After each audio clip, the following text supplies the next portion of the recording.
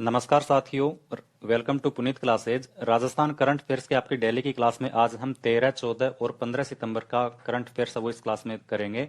इसके बिना जो पिछली आपकी क्लास हुई थी उसका रिवीजन भी इसी क्लास में देखेंगे। तो क्लास आज की इंपॉर्टेंट है, सभी क्वेश्चन इंपॉर्टेंट है, तो आप क्लास को लास्ट तक जरूर देखना। साथ में ही अपनी नोटबुक में सभी क्वेश्चन है वो नोट जरूर करना। राजस्थान भर्ती परीक्षाओं की यदि आप तैयारी कर रहे हो और नए स्टूडेंट हो तो प्लीज चैनल को सब्सक्राइब जरूर कर लेना, ताकि आपको डेली राजस्थान करंट अफेयर से रिलेटेड जो भी क्लास होती है वो मिलती रहे। तो प्लीज चैनल को सब्सक्राइब जरूर करें। तो देखते हैं आज का फर्स्ट क्वेश्चन।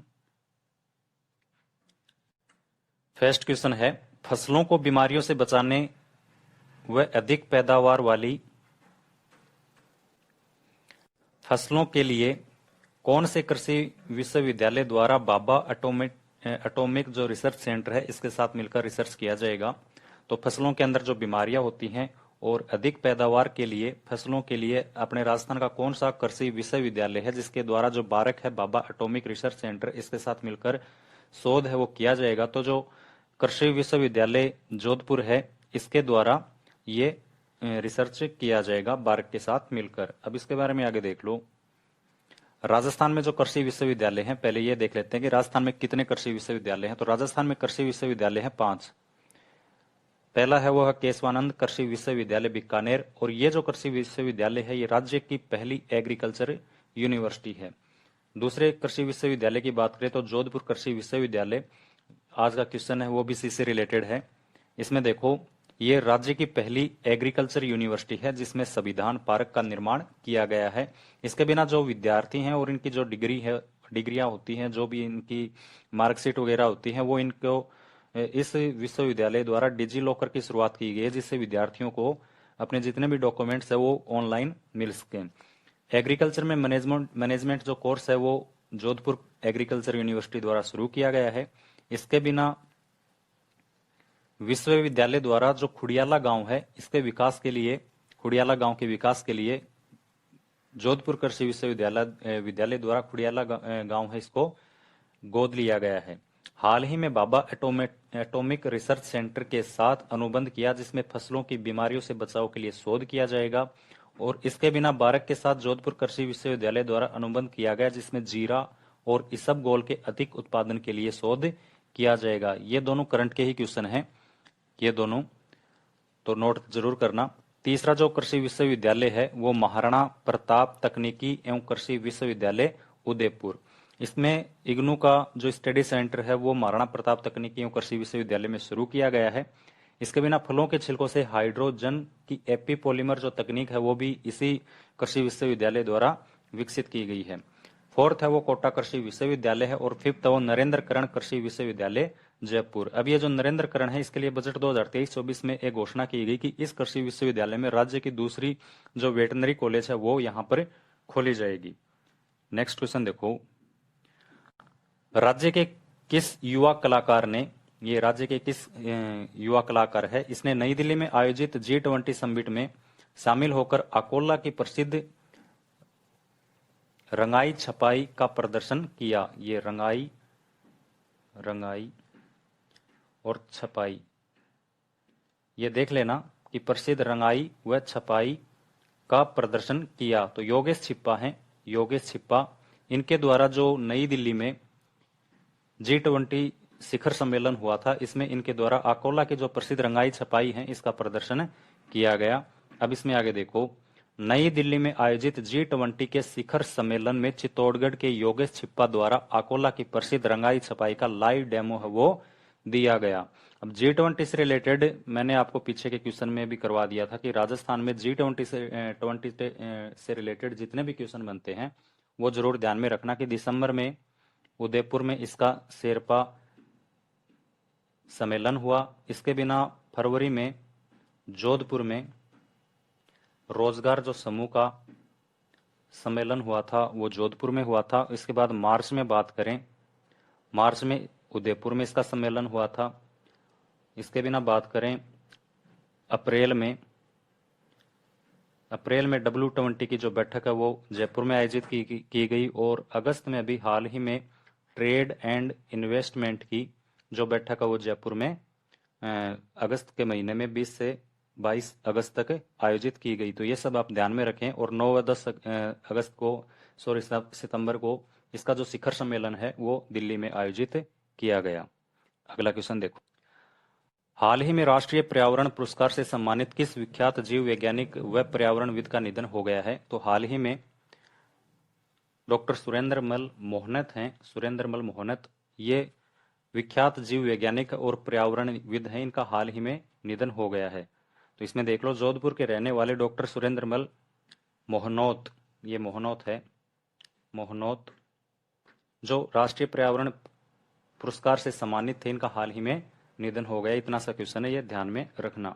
अगला, स्टैनफोर्ड विश्वविद्यालय द्वारा जारी विश्व के 2 शीर्ष प्रतिशत वैज्ञानिकों की सूची में जोधपुर के कितने वैज्ञानिकों ने स्थान प्राप्त किया है? तो जो स्टैनफोर्ड विश्वविद्यालय है, इसके द्वारा पूरे विश्व के जो 2% टॉप के 2% वैज्ञानिक है, इसमें अपने राजस्थान के जोधपुर के 7 जो वैज्ञानिक है, इन्होंने स्थान प्राप्त किया है। अब इसमें देख लो, स्टैनफोर्ड यूनिवर्सिटी द्वारा जारी 2023 के शीर्ष 2% वैज्ञानिकों की लिस्ट में जोधपुर के 7 वैज्ञानिकों ने स्थान प्राप्त किया है। 3 वैज्ञानिक काजरी से, 3 वैज्ञानिक IIT जोधपुर से और 1 साइंटिस्ट है वो एम्स जोधपुर से इसमें स्थान प्राप्त किया है। अगला क्वेश्चन देखो, श्रावण शुक्ल पूर्णिमा से शुरू हुए वीर तेजाजी पशु मेले का आयोजन कहाँ किया जाएगा? तो जो श्रावण शुक्ल पूर्णिमा है, रक्षाबंधन के दिन 30 अगस्त को वीर तेजाजी जो पशु मेला जो शुरुआत हुआ था, इसका आयोजन है ये डीडवाना कुचामन यहाँ किया जाएगा। अब ये ध्यान में रखना है, डीडवाना कुचामन पहले नागौर आता था, लेकिन अब डीडवाना कुचामन नए डिस्ट्रिक्ट बन गए हैं। और जो वीर तेजाजी का पशु मेला है, परबतसर डीडवाना कुचामन में लगता है। अब राजस्थान के कुछ और प्रमुख पशु मेले हैं, उनके बारे में देख लो कब लगते हैं, क्योंकि क्वेश्चन कई बार यहाँ से पूछा जाता है। तो राजस्थान के प्रमुख पशु मेले, इसमें आयोजन की बात करें तो राजस्थान पशुपालन विभाग द्वारा इनका आयोजन किया जाता है। इसमें पहला मेला है वो देखो कि गोगा मेड़ी जो पशु मेला है, ये हनुमानगढ़ में लगता है। अब ये कब लगता है? तो ये श्रावण शुक्ल पूर्णिमा से भाद्रपद शुक्ल पूर्णिमा तक इसका आयोजन किया जाता है। इसके बिना है गोमती सागर पशु मेला, ये जालरापाटन में लगता है वैशाख शुक्ल त्रयोदशी से ज्येष्ठ कृष्ण पंचमी तक। अगला है वीर तेजाजी, ये डीडवाना कुचामन में लगता है और श्रावण शुक्ल पूर्णिमा से भाद्रपद अमावस्या तक ये मेला लगता है। इसके बिना बात करें पुष्कर जो पशु मेला है, ये कार्तिक शुक्ल 1 से मार्गशीर्ष कृष्ण द्वितीया तक ये मेला लगता है। अगला मेला है जसवंत पशु मेला भरतपुर, ये राज्य का सबसे बड़ा पशु मेला है आय की दृष्टि से। ये आश्विन शुक्ल पंचमी से आश्विन शुक्ल जो 14 है यहाँ तक ये मेला लगता है। बाबा रामदेव जो पशु मेला है नागौर में लगता है और माघ शुक्ल 1 से माघ शुक्ल 15 तक ये मेला लगता है। मल्लीनाथ जी का जो तिलवाड़ा का जो प्रसिद्ध पशु मेला है बाड़मेर का, ये चैत्र कृष्णा 1 से चैत्र शुक्ल 11 तक लगता है और राज्य का सबसे प्राचीनतम पशु मेला है। 1958 में ये शुरू हुआ था, राजस्थान पशुपालन विभाग द्वारा शुरू किया गया था। नेक्स्ट जो मेला है वो महाशिवरात्रि पशु मेला करौली, माघ शुक्ल 15 से फाल्गुन कृष्ण सप्तमी तक ये मेला लगता है। इससे अगला है बलदेव मिर्दा पशु मेला नागौर में लगता है। चैत्र शुक्ल 1 से चैत्र शुक्ल 15 तक इस मेले का आयोजन किया जाता है। और अगला है चंद्रभागा पशु मेला झालावाड़ में जो लगता है कार्तिक शुक्ल 11 से मार्गशीर्ष कृष्ण पंचमी तक इस मेले का आयोजन किया जाता है। नेक्स्ट क्वेश्चन देखो, हाल ही में अजीत सिंह भंडारी का निधन हो गया, इनका संबंध कौन से जिले से है? तो हाल ही में जो अजीत सिंह भंडारी हैं, इनका निधन हो गया है और इनका संबंध है ये जोधपुर डिस्ट्रिक्ट से है। अब इसके बारे में देख लो आगे, ये institute of chartered accounts of India द्वारा गोल्ड मेडलिस्ट अजीत सिंह भंडारी का हाल ही में निधन हो गया, इनका संबंध जोधपुर जिले से है। अजीत सिंह जो भंडारी है, इनको जोधपुर की सीए की खान का पहला हीरा कहा जाता है कि ये पहले सीए बने थे जोधपुर के, और हाल ही में बहुत सारे सीए हैं जो जोधपुर से निकलते हैं, इसलिए जोधपुर को सीए की खान कहा जाता है। और इसी खान के पहला हीरा है वो अजीत सिंह भंडारी थे, गोल्ड मेडलिस्ट थे चार्टेड जो अपना इंस्टीट्यूट है चार्टेड अकाउंट्स ऑफ इंडिया इसके द्वारा, और हाल ही में इनका हो गया है निधन। अगला क्वेश्चन देखो, लाल स्टे पेरिस की ओर से राज्य की किस पेस्ट्री शेफ को pastry talent of the award the year award है ये दिया गया है? लाल स्टे पेरिस है इसकी ओर से, तो तेजस्वी चंदेला है, तेजस्वी चंदेला जयपुर की रहने वाली हैं, तेजस्वी चंदेला, इनको ये अवार्ड दिया गया है। अगला क्वेश्चन देखो, कौन बनेगा करोड़पति के 15वें संस्करण से केबीसी के मंच तक पहुंचने वाले नीरू यादव कौन से जिले से हैं? तो हाल ही में जो केबीसी है कौन बनेगा करोड़पति, इसका 15वां संस्करण चल रहा है और इसी में अपने राजस्थान के झुंझुनू जिले की नीरू यादव हैं, ये इसके मंच तक गई हैं केबीसी के 15वें संस्करण में। अब इसमें देख लो आगे। झुंझुनू जिले के लांबी अहिर गांव की रहने वाली सरपंच नीरू यादव हाल ही में केबीसी के 15वें संस्करण में हिस्सा लिया। केबीसी के 15वें संस्करण में 6.80 लाख रुपए की ये विजेता रही। नीरू जो यादव है ये हॉकी वाली सरपंच के नाम से काफी फेमस रही है। इन्होंने गांव में बर्तन बैंक है वो चालू किया हुआ है। इसके बिना जो सच्ची सहेली महिला एग्रो ऐप है, सॉरी एफपीओ है, ये सच्ची सहेली महिला एग्रो एफपीओ की शुरुआत है नाबार्ड के सहयोग से इन्होंने चालू की है। नेक्स्ट क्वेश्चन देखो, भारत के प्रथम हेरिटेज चंबल रिवर फ्रंट जिसकी लागत 1442 करोड़ रुपए है का लोकार्पण किसके द्वारा किया गया? तो 12 सितंबर को भारत का जो प्रथम हेरिटेज चंबल रिवर फ्रंट है इसका जो लोकार्पण है ये शांति धारीवाल और सीपी जोशी हैं, इनके द्वारा इसका लोकार्पण है उद्घाटन ये किया गया। अब इसके बारे में देख लो। चंबल रिवर फ्रंट ये कोटा में चंबल नदी के ऊपर बनाया गया है। उद्घाटन 12 सितंबर 2023 शांति धारीवाल व सीपी जोशी। ये जो चंबल रिवर फ्रंट है इसमें 27 घाट हैं। हेरिटेज रिवर फ्रंट है ये। इसकी कुल लंबाई की बात करें तो 2.75 किलोमीटर इसकी लंबाई है। 1442 करोड़ रुपए इसका बजट है। वास्तुकार इसके अनूप भरतरिया हैं जो जयपुर में पत्रिका गेट के भी वास्तुकार हैं। और कोटा सिटी जो पार्क है इसका उद्घाटन 13 सितंबर को मुख्यमंत्री अशोक गहलोत के द्वारा किया गया। तो ये भी करंट का ही क्वेश्चन है। साथ ही इनका उद्घाटन होना था लेकिन किसी कारणवश ये आगे पीछे हुए हैं। चंबल रिवर फ्रंट इसका उद्घाटन 12 सितंबर को मंत्री शांति धारीवाल और सीपी जोशी द्वारा, और कोटा सिटी जो पार्क है इसका उद्घाटन 13 सितंबर को मुख्यमंत्री अशोक गहलोत द्वारा किया गया।